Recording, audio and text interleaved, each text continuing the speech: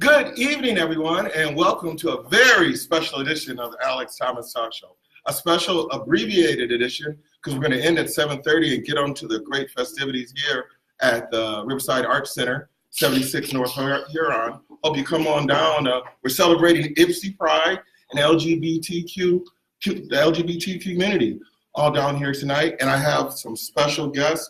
And what I told them beforehand is I was saying hate before, but I really dislike and don't appreciate when I see an issue that I'm really concerned about, talked about with people that are members of that community or aren't informed about it. So in the short time that we're here, like I said, I want to go for quality over quantity because it's a shorter version. But I really want to give everybody a chance to introduce themselves and give their thoughts on why they're here today and just what they like to talk about surrounding the LGBT community. And to get that off, would you like to introduce yourself? Sure. My name is Bucks. I use she, her pronouns. I'm from Grand Rapids, Michigan, and I'm an artist that's been working in the community, for a couple of years now. I taken a hiatus from painting, and then I have recently come back, and with coming back, actually is when I came out to my family and everything. So I came out much later in life and lived a suburban housewife life for very many, many years. So anytime that I get to show my art, especially the new stuff that I'm working on that's very community, LGBTQ plus community based, is a great opportunity for me. I just want to spread the message of equal love. Oh, awesome. Thank you, Bucks. I got lucky. Next. Yeah. Hi, everyone. My name is Dee. My pronouns are they, them, their. I'm a recent graduate of the Stamford School of Art and Design at U of M. Shout out to people who are also going there. So I consider myself a non-normative fashion designer, which we can kind of get into more / just look at my website if you don't want me talking. But I think a lot about fashion, and I think a lot about the ways in which fashion and clothing represents our identities, but also the ways in which larger systems like fashion brands that are so-called all about inclusion are actually not inclusive because they either use exploited labor or through some really tricky marketing schemes tokenize a lot of marginalized identities to be oh, we care about queer people, we care about trans people, but you use exploited labor, right? And just because you say love for all doesn't mean that you actually care about us, and we cannot be tricked with methods like these. I have a lot of thoughts about fashion. Talk to me afterward if you want to know more. And we'll hear some more. Thanks. I just keep getting luckier and luckier. I'm Alex. I identify as he, him. I'm the host. I'm going to let this gentleman introduce himself. Thank you, Alex. My name is Stephen Fuller. I'm currently living in Plymouth, a former resident of Ypsilanti Township, and also a former resident of Grand Rapids. So that's rather interesting to me. My pronouns are he and him, and I'm just really excited to be here. This is the first time I have ever shown my art publicly in a space like this. Although, full disclosure, I do have an online store as well. So people have seen my work. They haven't really seen the real thing. So it's real cool to have the space here and to be able to show my stuff. Where can they find your online store? So my online store is part of Zazzle.com/somethingartish. Okay. Kind of the whole idea is I don't know what my art's going to be until I see kind of something that looks artish, and I'm like, okay, I'll go with that. Great. Since we have such a short time, if you guys want to talk about just your art or just any issues related to the LGBT community that you think don't get talked about enough, Sure. Whatever you like. Yeah. So right now I'm actually starting kind of a crusade, if you want to call it. I'm also a drag performer. My performance name is Starbucksum, and because I identify as non-binary, genderqueer, there's some interesting topics that come up within that community.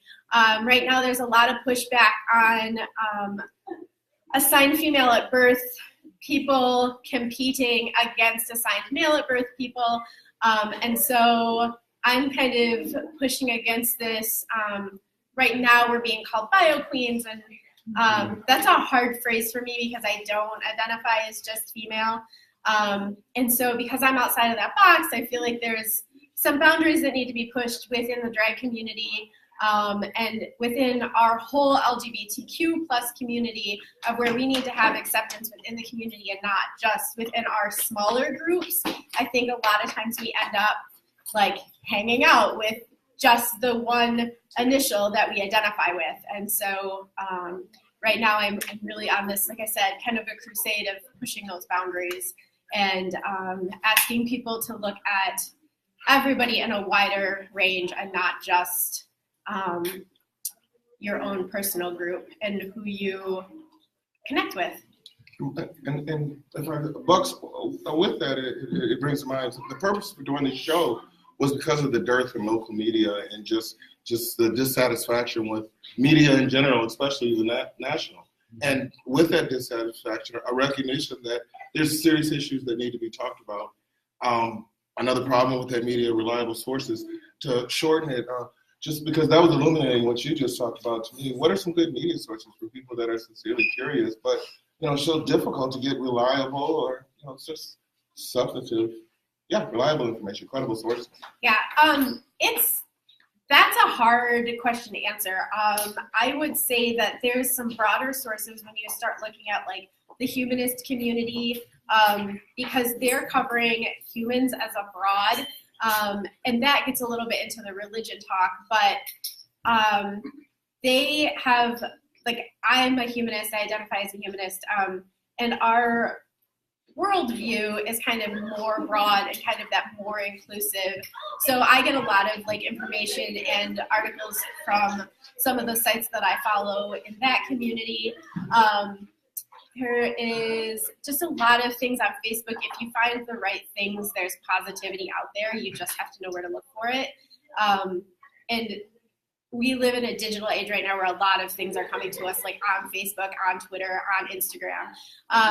And I hear a lot of feedback of, oh, my Facebook feed's so negative. That really has to do with like what you're interacting with. Everything that Facebook is feeding you is what you're asking them for. So the more that you like positive things and share positive things, the more positivity you'll have show up in your feed, and the more ways to help out and opportunities, those things will start to show up in your feed as you interact with those. Totally agree. Yep. Dee, I'm a talker. No. Go for it, Dee.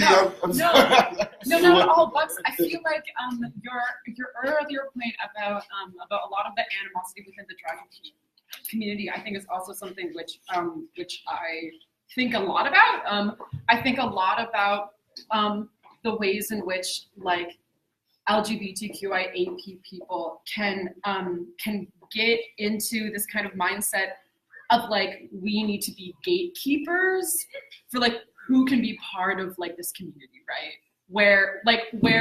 Whereas I'm like, we should not be putting labor into being like we do not need to be attacking people within our own community. Like granted, if people are doing things that are problematic, if people are doing things that are harmful, like call out misbehavior, but I think resorting to like some like really harsh terminology, like you were saying, I think is not what we need to be doing.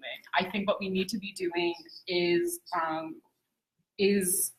like, one, not saying like who can or cannot be part of our community, because I think that's just like a discussion which can get super messy, and it's a discussion that no one needs to really be putting a lot of labor into. And instead, I was actually talking to a friend about this.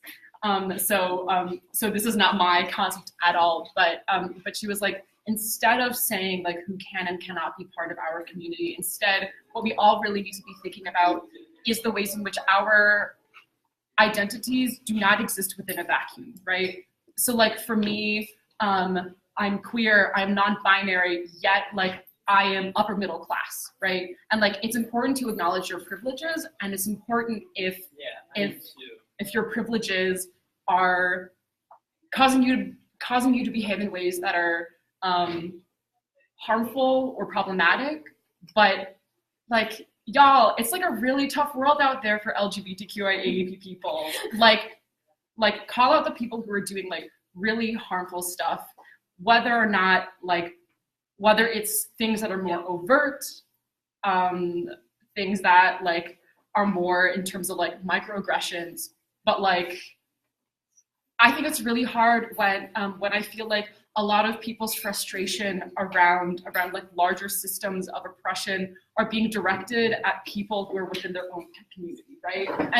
And especially like, I think especially with drag, it has such like a fascinating history of being a place in which people who did not have a place in normative society could be with people who understood them, and shoot, that's like really tough, you know? Yes. And there's definitely a lot of like the history of drag kind of it put a place for this particular group of people, but I think that we're in a place right now where it's time to kind of bust those boundaries open and start looking at gender fluidity differently. And a lot of the drag that I do is like, when you think of androgynous, you usually think of washed away features where it's like a very thin figure with no chest and no body. And so I'm pushing that androgyny piece the other direction, where I'm like all bound up and all cleavage and wearing a cod piece or something phallic that is,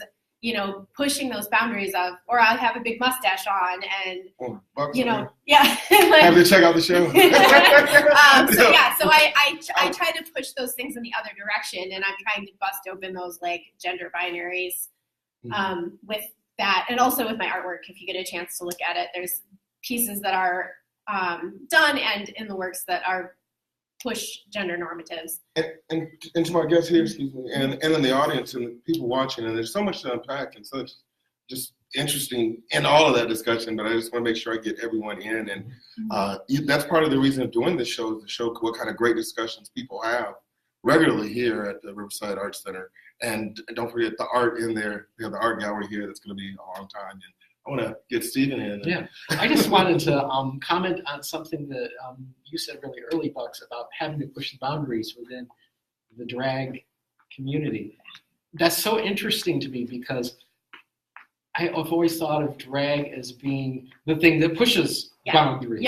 Yes. And so the idea that there are boundaries within drag that then have to be pushed is just kind of really revealing. And I wonder too about how mainstream it's becoming now with the fame that RuPaul's show has had. Or commercialized. Commercialized. Yes, there are 2 cartoon series coming out that are drag cartoons. Oh wow. Yeah, interesting. that's where we're at right now. It's like it is so mainstream that there is like 2 different cartoon shows coming out that are based on drag queens. Do you know, one other thing I worry about though is that as our lives become more public and more mainstream, I wonder if we just end up with a whole new bunch of stereotypes. And I wonder if you've experienced anything like that. Either of you. I think like the bio queen thing, right? Like a lot of people look at me and my partner and assume that we're straight, and that's not the case. And so there's definitely some, like I go into spaces explaining myself. I am like, I'm queer. Like I might not look queer. You see me as a mom who has 3 kids that, you know, takes care of her house and goes to work, and I'm actually very normal. But there is a flip side of that where my normal is I'm queer. Like that's where my relationship is. That's where I am in the world. And there are things that I do in my art to try and bridge that gap. Because really when we're talking like this, we're talking about being marginalized. We're talking about an us-them conversation. And I'd love it to be a world where we're not talking about the LGBT community. We're just talking about community.